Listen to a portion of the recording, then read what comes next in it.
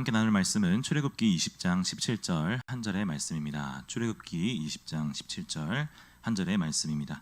제가 가진 성경은 구약 성경 113페이지에 있습니다.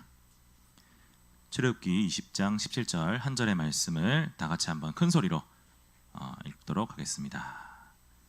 읽겠습니다. 시작. 내 이웃의 집을 탐내지 말라. 내 이웃의 아내나 그의 남종이나 그의 여종이나 그의 소나 그의 낙이나 무릇 내 이웃의 소유를 탐내지 말라.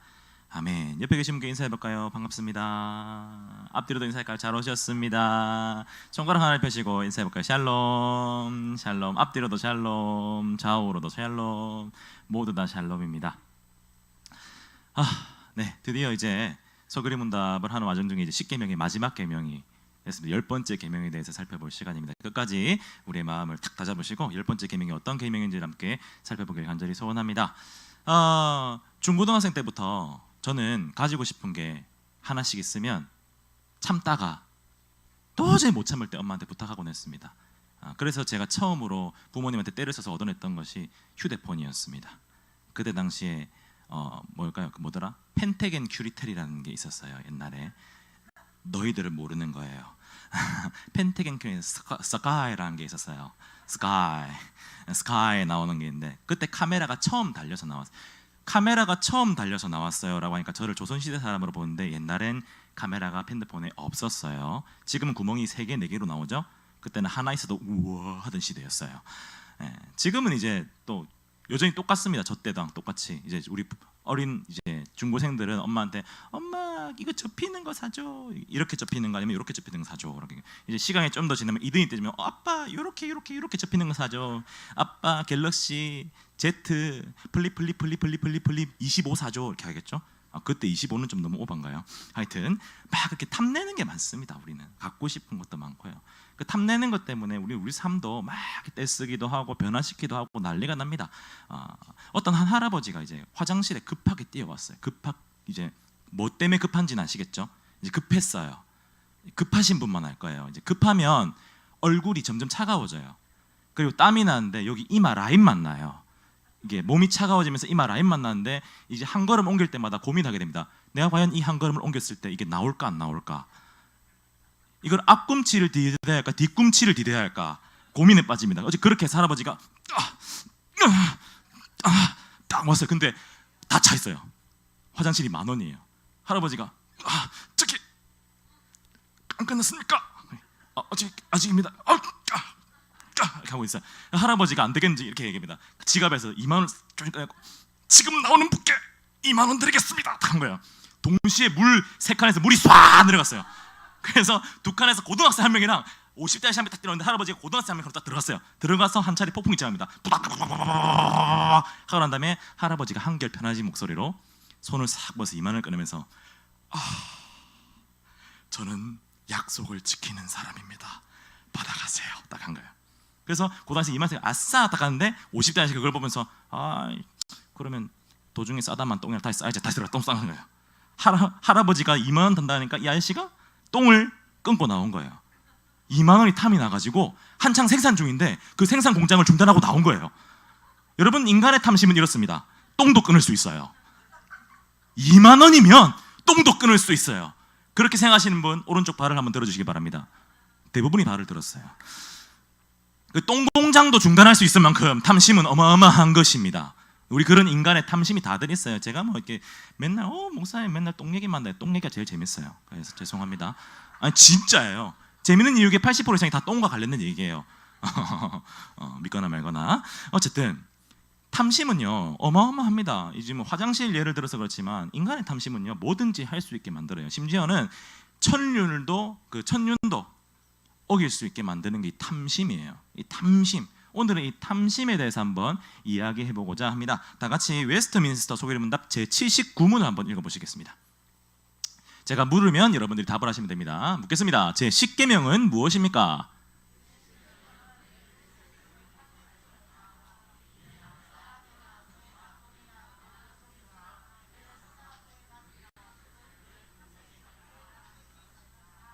하신 것입니다.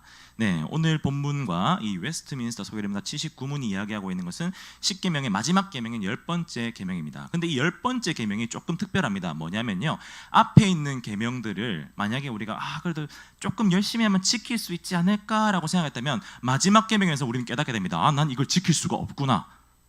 왜냐하면 10번째 계명은요, 앞에 있는 모든 계명들의 근원이 되기도, 뿌리가 되기도 하고요, 절대 지킬 수 없는 마음의 죄에 대해서 이야기하고 있기 때문입니다. 탐심에 대해서 이야기하고 있어요. 탐심자, 그 심자가 한자로 마음 심자죠. 그러니까 앞에 있는 죄들은 어떤 우리가 드러나는 죄에 대한 거예요. 우리 외적으로 예를 들어서 간음하지 말라, 살인하지 말라, 도둑질하지 말라라고 했다면 이 탐내지 말라는 우리의 마음의 문제예요. 마음의 죄예요. 마음을 막으실 수 있는 분 있나요? 마음을 막으실 수 있는 분 있나요? 마음을 가지 마, 여기 있어, 이렇게 하실 분 있나요? 가만히 있어, 나대지 마라, 이렇게 하실 수 있는 분 계신가요? 방법을 가르쳐 주세요. 어떻게 마음을 조절할 수 있겠습니까? 없어요. 그래서 10번째 계명은 확인 사살입니다. 인간은 절대 이 계명을 지킬 수 있다 없다? 없다. 자, 그래도 우리가 한번 살펴봐야겠죠. 지킬 수 없는 건 알지만 도대체 이 탐심이 무엇이길래 하나님은 탐내지 말라라고 명령하신 것일까요? 탐심이란 뭘까요? 간단하게 얘기하면은 탐내는 마음이죠. 탐내는 마음. 근데 우리는 이걸 좀 더 성경적으로 알아볼 필요가 있습니다. 성경적으로 탐심이 과연 어떠한 의미를 가지고 있는 마음일까요? 제 친구 중에 이제 같은 학교는 아니에요. 저희 학교는 아닌데 다른 학교 다니는 친구가 있었는데, 이 친구가 이제 담배를 피는 친구였어요. 근데 어느 날 친구가 이제 항상 이제 그러니까 가방 안에는 이제 비밀 포켓이 있어요. 거기에 이제 항상 말보루, 레종 뭐 이런 게 들어가 있었죠, 그 친구한테는. 근데 어느 날 갑자기 학교에서 불시에 소지품 검사를 한 거예요. 학생으로서 가지지 말아야 될 거, 허락되지 않은 것들을 가진 친구들을 이게 물색해내는 그런 작업이죠. 그래서 선생님이 딱 왔는데 그 친구 반에 들어간 선생님이 불빠따로 유명한 되게 무서운 선생님이었어요. 왜 불빠따냐면 엉덩이가 불에 댄 것처럼 빠따를 그냥 확 휘갈긴다고 해서 불빠따였어요. 지금은 그런 선생님이 없죠. 지금 그럼 큰일 나죠. 근데 저희 때는, 그리고 더 심한 분도 저희 앞에는 많았겠죠. 그분이 계셨는데 들어와서 딱 한마디 하십니다. 지금부터 자진납세하면 세대, 나한테 걸리면 10대다. 그럼 어떻게 해야 되겠어요? 세대 맞아야겠죠, 차라리. 그래서 3명이 손을 들었다고 합니다. 그 친구 포함해서 3명이 손을 들었는데, 첫 번째 친구가 너 뭐 들고 왔어? 저는 19군 잡지를 들고 왔습니다. 퍽퍽퍽. 넌 뭐 들고 왔어? 저 만화책이요. 퍽퍽퍽. 해서 넌 뭐 들고 왔어? 담배를 들고 왔습니다. 이렇게 한 거예요. 선생님이 진짜 화가 난 거예요. 이 선생님이 다른 건 다 참는데 담배는 못 참는 선생님이었거든요. 너 그래 일단 세대 만다, 담배 꺼내 했는데 막 뒤져요. 그런데 모나미 볼펜 열어가지고 탁 했는데 없어. 얘가 이렇게 합니다. 오늘은 깜빡하고 안 들고 왔습니다. 이례적으로 자진납세를 했는데 10대를 맞은 친구입니다. 이례적으로 자진납세를 했는데 10대를 맞았어요. 퍽퍽퍽퍽퍽. 이 쌤이 왜 화났을까요? 학생한테는 담배를 피는 것이 허용이 된 건가요? 되지 않은 건가요? 안 됐기 때문이죠. 탐심은 이러한 마음과 같습니다. 이 친구의 마음과 같아요. 탐심이라는 건요, 뭘 탐내는 거냐면 허락되지 않은 걸 탐내는 거예요. 나한테 허용되지 않는 걸 탐내는 거예요. 이거를 좀 더 성경적으로 풀어 이해하자면 하나님이 나에게 허락하지 않은 분량을 탐내는 것이 탐심입니다. 다시 한 번 더, 하나님이 나에게 주시지 않은 것, 준 것 이상을 탐내는 게 탐심이라고 성경은 우리에게 이야기하고 있습니다. 이게 바로 탐심이에요. 하나님이 이것을 하지 말라라고 말씀하십니다. 이는 소결의 문답이 말하는 바와 정확히 일치합니다. 웨스트민스터 소결의 문답 81문 한번 보실까요? 제가 묻겠습니다. 제 10계명에서 금하는 것은 무엇입니까?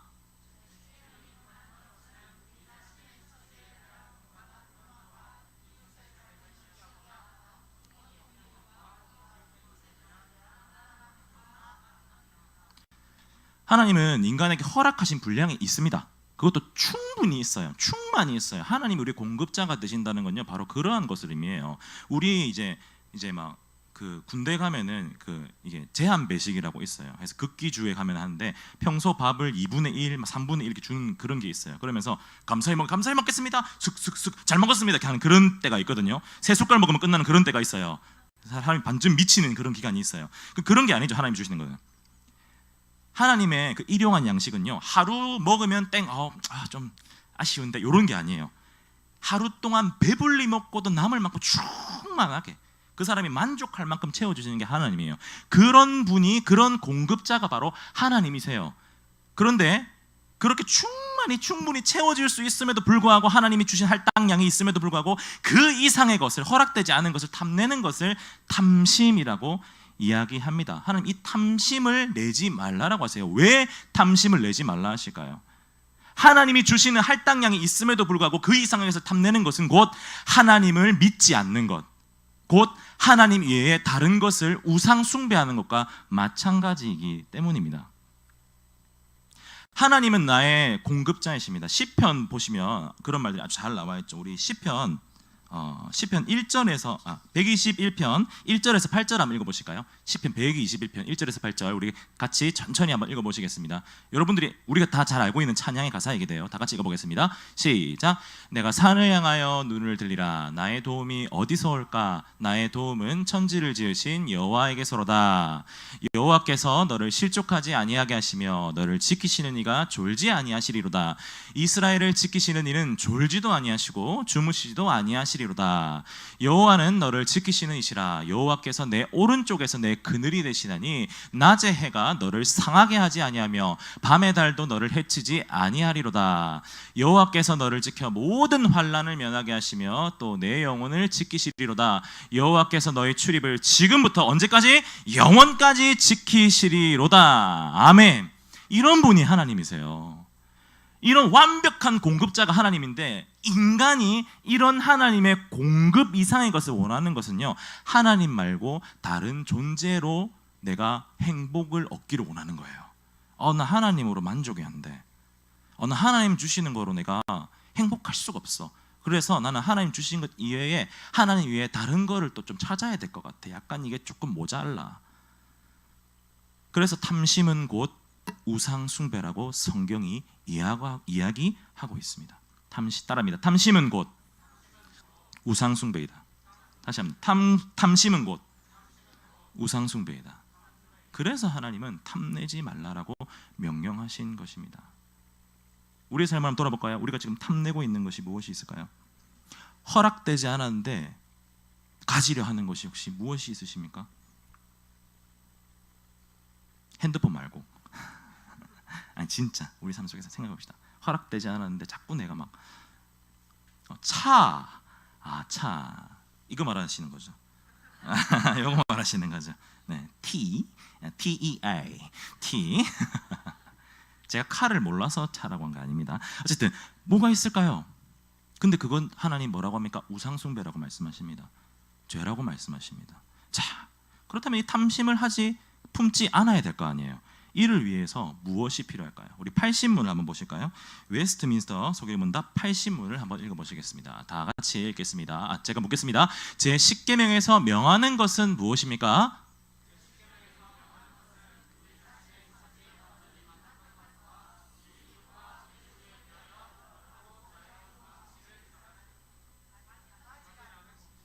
네, 이상한 오타가 났네요.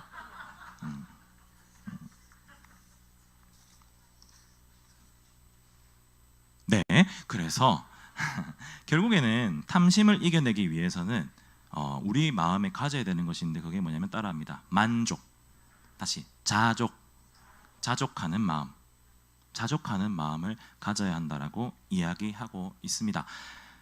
제주도에 있는 이제 해녀들이 있는데요. 해녀들은요 잠수할 수 있는 깊이에 따라서 하군, 중군, 상군으로 나눈다고 합니다. 이제 제가 알기로는 하군이 5m에서 10m까지 잠수할 수 있는 분들이 하군이라고 해요. 그래서 그 위에 이제 중군, 상군이 있고 이제 5m도 잠수하지 못하는 저 같은 사람들을 똥군이라고 한다고 합니다. 똥이죠 말 그대로.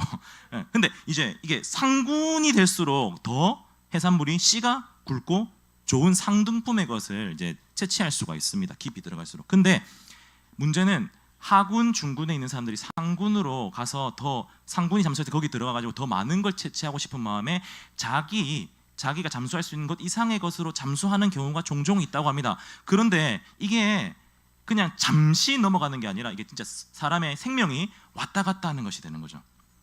장비가 없이 숨으로 들어가는 거니까. 그래서 그런 위험이 있기 때문에 항상 이 상군에 있는 은퇴하는 해녀들이 자신의 그 장비를 이제 이제 갓 해녀에 들어온 이제 어린 해녀한테 딱 주면서 공통적으로 하는 딱 한마디가 있다고 합니다. 뭐냐면 네 숨만큼 혀라.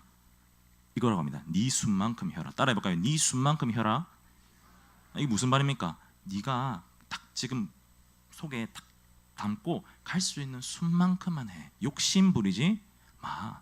너한테 허락된 만큼만 딱 해.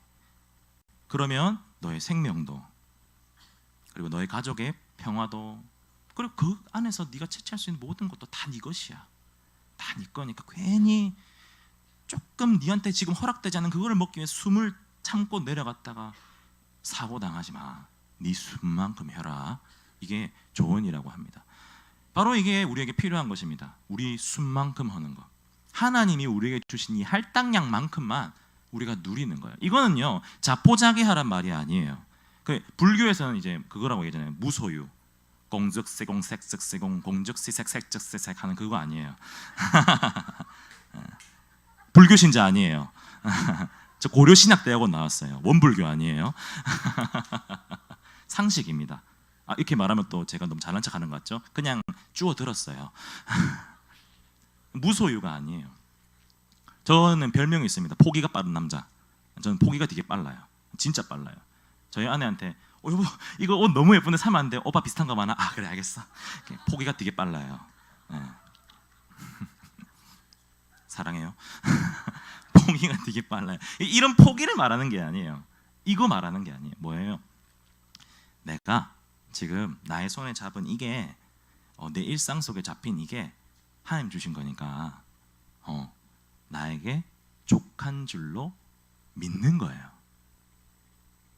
그래서 자족하는 마음은 나의 신앙의 표현입니다.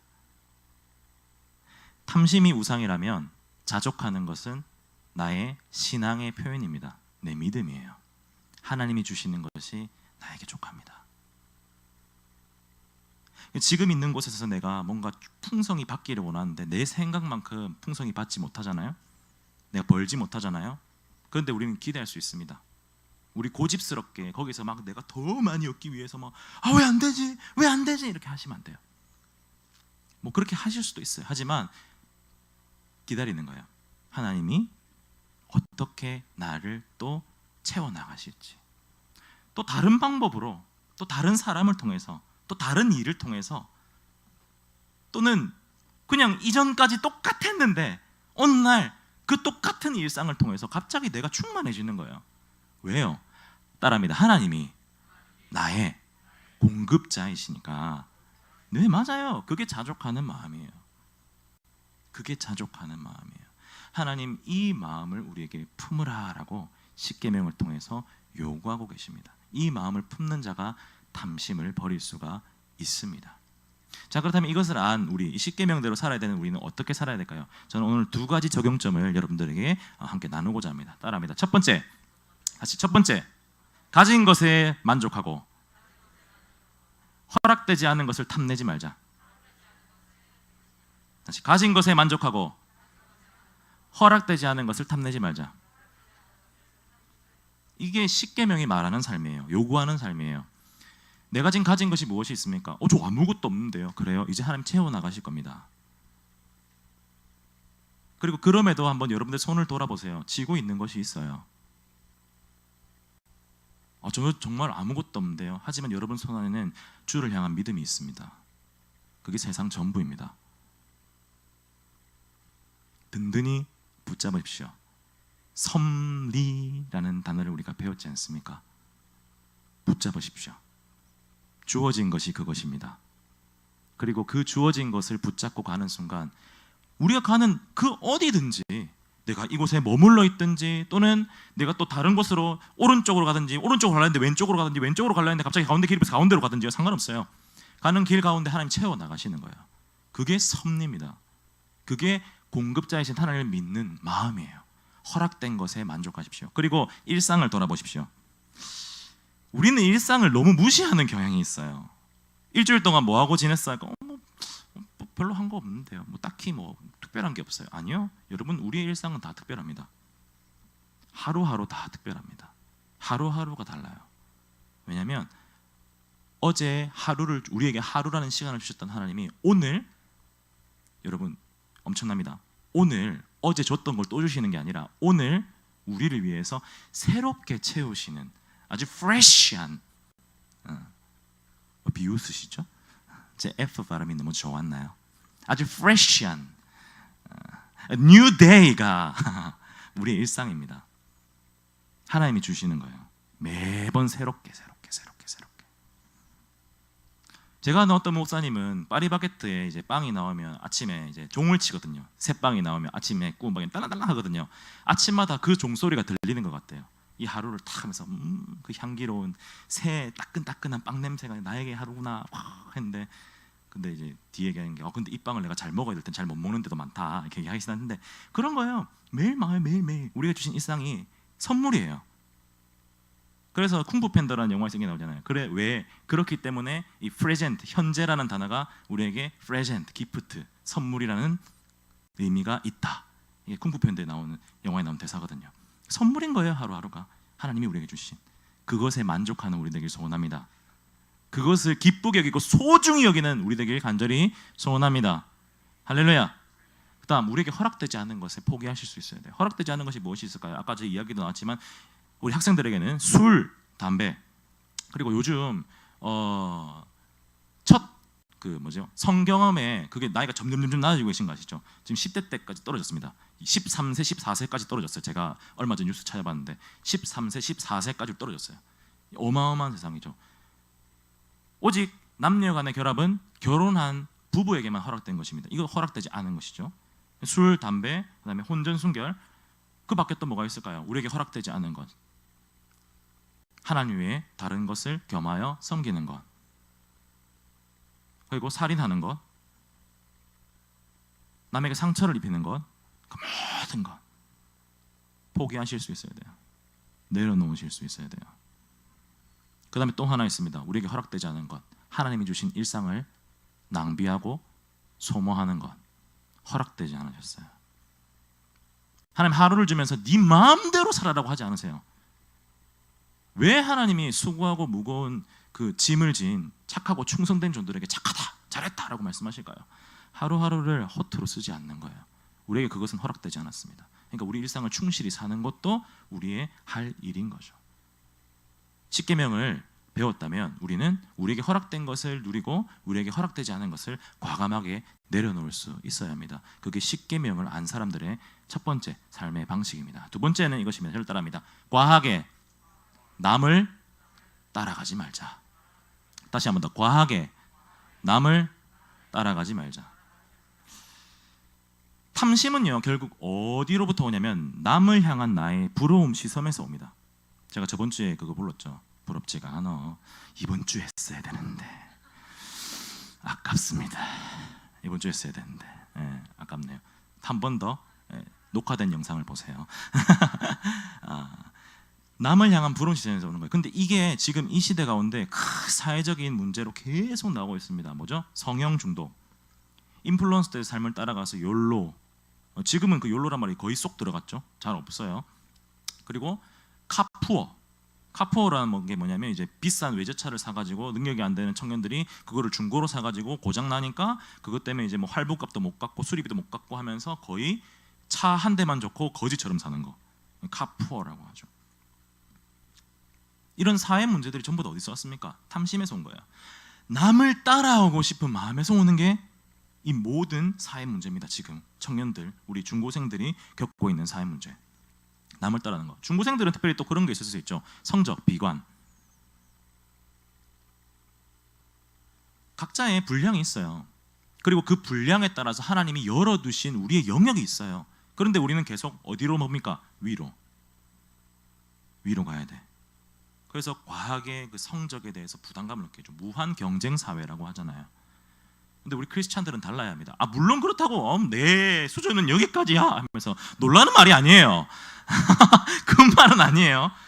착각하시면 안 돼요. 하준이가 눈을 반짝반짝 빛내면서 오 그래? 이렇게 하시는데 하준아 아니에요. 그 말이 아니에요. 하준이가 갑자기 고개를 보면서 오 그래? 이 말 나중에 엄마 아빠한테 써먹어야 되겠지, 이런 표정으로 있던데 그 말 아니에요. 하준아, 네, 그 말 아닙니다. 제가 큰일 날 뻔했네요. 제가 목사님하고 사모님한테 크게 혼날 뻔했습니다. 그 말이 아니에요. 그 말이 아니라 열심히 하고, 하지만 그 열심히 최선을 다한 결과에 대해서 내가 더 높이 올라가지 못함에 대해서, 내가 남들보다 더 높은 곳에 있지 못함에 대해서 비관하지 말라는 거예요. 필요가 없어요. 우리가 최선을 다하고 우리가 믿음대로 길을 걸어가면 그 우리의 서 있는 자리에서 하나님 길을 쫙 열어주십니다. 정말이에요. 보세요. 저 같은 사람도 앞에서 지금 설교하고 있잖아요. 이 얼마나 놀라운 은혜인 줄 아십니까? 이런 반응 저는 좋습니다. 저를 되게 좋게 보셨군요. 제가 이미지 메이킹을 잘했네요. 네, 그렇습니다.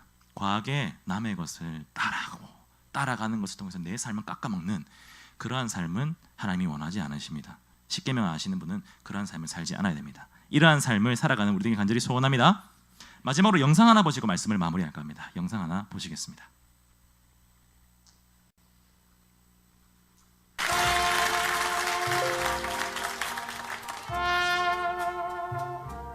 I see trees of green.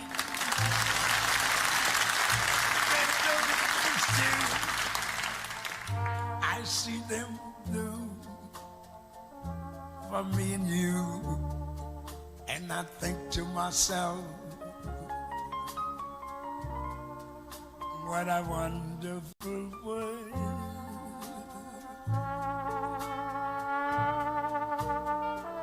I see skies of blue, clouds of white, bright blessed days, dark sacred nights, and I think to myself, what a wonderful world.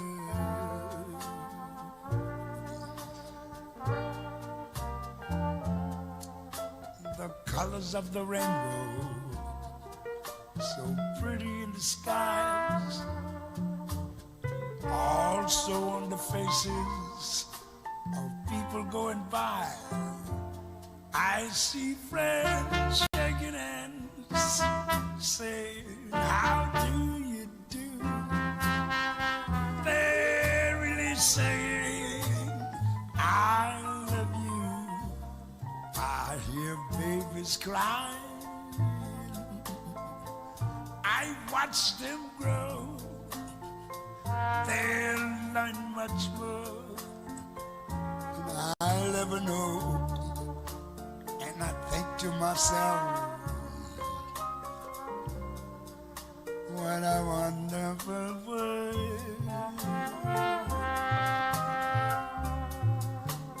Yes, I think to myself, what a wonderful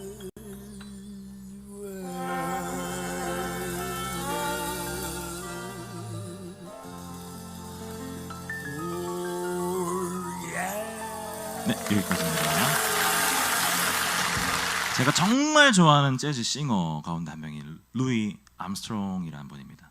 When I think to myself, what a wonderful world. 왠지 뭐 연습 안 하면 실망하실 것 같아서 어제 급하게 한 30분 정도 연습했습니다. 저 노래 가사가 어떠십니까? 그냥 나는 나무가 초록색인 거 봐요. 장미가 피어 있네요. 하늘도 파란색이네요. 구름도 하얗네요. 아이들이 우는 것도 보이네요. 친구끼리 서로 악수하면서 사랑합니다 얘기하는 것도 보이네요. 정말 멋진 세상 아닙니까?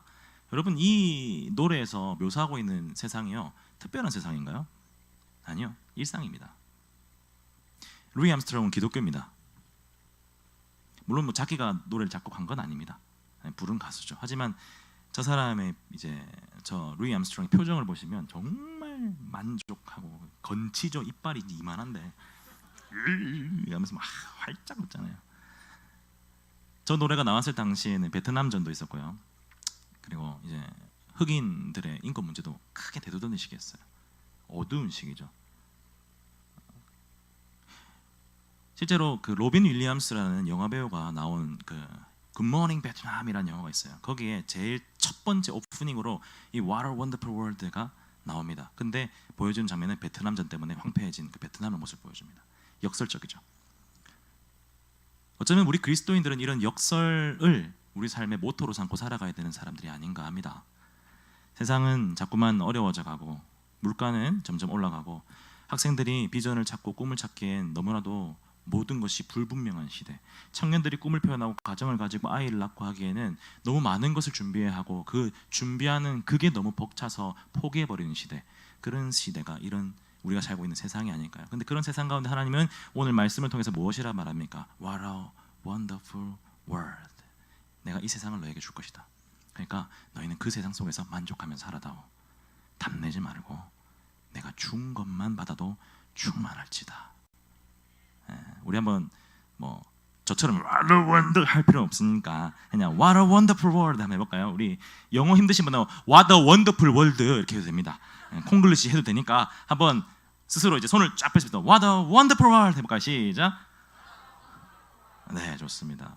다시 한번 더 크게 What a wonderful world 시작. 이렇게 얘기하면 이제 시험이 될 수도 있으니까 한글로 버전하겠다. 얼마나 아름다운지 시작. 다시 한번 얼마나 아름다운지. 이 고백이 넘쳐나는 우리들 간절히 소원합니다.